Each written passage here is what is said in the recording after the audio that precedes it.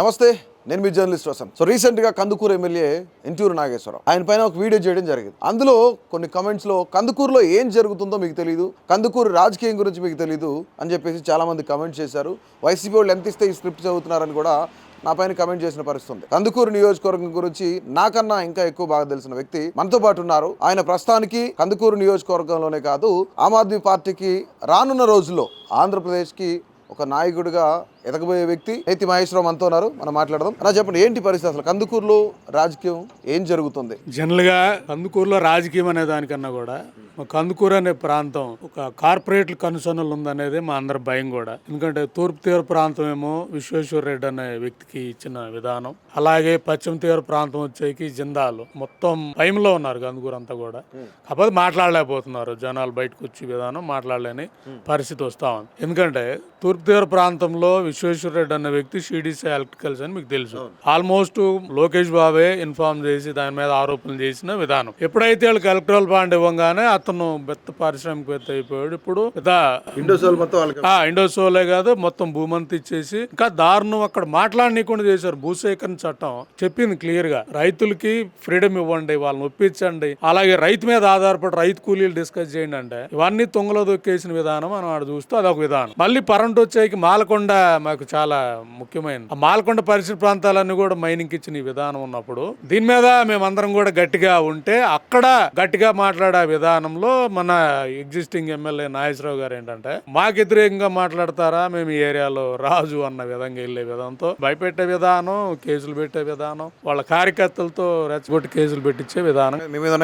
Already నా మీద ఏ case పెట్టారు, నా పార్టీ దాని మీద ఎవరో దాడి చేస్తే నేను వెళ్ళి వాళ్ళ దగ్గరికి వెళ్ళి మాట్లాడి, నేనేమో వాళ్ళ మీద కేసు కూడా పెట్టలేదు, ఎవరో వచ్చి దొంగలు వచ్చారని నేను మాట్లాడు. మార్నింగ్ టైంలో నేను ఏదో మాట్లాడానని అది తీసుకెళ్లి నా మీద కేసు పెట్టారు. అసలు కేసు సెక్షన్స్ కూడా చూస్తే జడా శ్రవణ్ కుమార్ అసలు ఇన్ని సెక్షన్స్ నువ్వు ఎప్పుడు చేసావా నాకు తెలియదు అంటున్నాడు. అంటే ఇంక థింక్ చేయండి, అంటే ఒక బెయిల్ రాని విధంగా 196 క్లాస్ 1 అది చివరి సీరియస్ సెక్షన్. అది అంటే నేను ఒక అలజడి కుట్ర చేయడానికి పనిన వాళ్ళ గురించి వదిలేసాడు. మళ్ళీ దాసరామ్ అనే వ్యక్తికి అందుకూరు వచ్చేసి అటు 2 కులాల మధ్య కాదు, 2 మిత్రుల మధ్య జరిగిన గొడవని పిచ్చగా వాళ్ళందరూ వచ్చి మొత్తం ఒకరు కాదు వరుస పెట్టి కాపు నాయకులందరూ వచ్చి మాట్లాడి వెళ్ళిపోతే వాళ్ళ మీద ఏం లేదు, వాళ్ళ మీదే తీసుకోండి అని నేను కేసు పెడితే నెల తర్వాత నా మీద పెట్టిన విధానం, దాంతోడు ఏదైతే హైదరాబాద్ లో భూమికి సంబంధించిన ఇష్యూ ఉంది అది మాట్లాడడం. నేను ఏమడిగా అది ఆరోపణలు వచ్చింది, దాన్ని ఎక్స్ప్లెయిన్ చేయండి అని ఎక్స్ప్లెయిన్ చేస్తే సరిపోద్ది కదా. దాని మీద మళ్ళీ ఇవన్నీ కూడా తీసేసుకుని రెండోది బీపీసీఎల్ మీద మాట్లాడకూడదు, ఇండోసోల్ మీద మాట్లాడకూడదు, అసలు కందుకూరు గురించి మాట్లాడితే కేసులు పెట్టేస్తాం, నిన్ను ఇబ్బంది పెట్టేస్తాం అన్న విధానం. అంటే అదేమన్నా కందుకూరు ఏమన్నా పాకిస్తాన్ లో లేదు కదా, కందుకూరు నా సొంత ఊరు, అది నా బలం ఉన్న ఊరు, అది నా బలం ఉన్న ఊరులో మనం మాట్లాడలేం కదా. సో అలా వెళ్ళిన విధానం అక్కడ ఇది చెప్పాలంటే కందుకూరు ఒక సీరియస్ జోన్ లో ఉంది.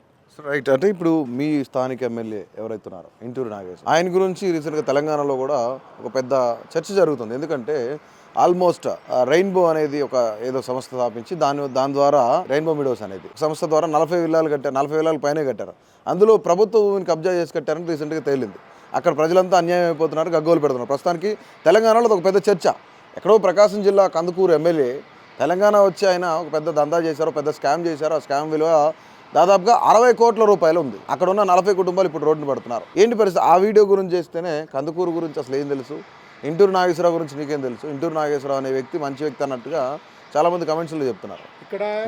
ఇక్కడ నేను చెప్పాల్సింది, ఇంటూరు నాగేశ్వరరావు గారు మంచి వ్యక్తి అన్నప్పుడు ఆ అగ్రిమెంట్ మీరే ఇచ్చారు కదా. ఒకవేళ ప్రభుత్వ భూమి అని తేలితే మీకు నేను మనీ వాపస్ ఇస్తానన్నారు కదా. వాళ్ళ 40 విల్లాలు ఏవైతున్నాయో వాళ్ళందరికీ బ్యాక్ ఇచ్చేసి ఎస్ నేను తప్పు చేయలేదు, అధికారులు ఆ రోజు నన్ను మోసం చేశారు అని చెప్పుకోవచ్చు. దాని తప్పేం లేదు. ఎందుకంటే ఆ ప్రభుత్వ భూమి నాకు హెచ్ఎండి అలా పర్మిషన్ ఇచ్చిందని మీరే మాట్లాడారు కదా. విధానం ఉంటుంది, చెప్పుకోవచ్చు మీరు, అది తప్పులేదు, నేనే మోసపోయి కొన్నాను అనుకోవచ్చు. ఇక్కడ నాకు వచ్చిన ఏంటంటే అసలు ఆ గవర్నమెంట్ భూమిని ఎలా రిజిస్టర్ చేశారు, రిజిస్టర్ చేసిన దానికి ఎలా అప్రూవల్ ఇచ్చారంటే భవిష్యత్తులో ఇప్పుడు నిన్న కూడా మీరు చూస్తే భవానీపురంలో ఇదే పరిస్థితి. అలాగే నాకు వచ్చే డౌట్ ఏంటంటే రేపు కుంపదీసి ఎవరైనా చార్మినార్ కూడా రిజిస్ట్రేషన్ డాక్యుమెంట్ యూజ్ చేసి దాన్ని అమ్మేసినా కొనేస్తామా?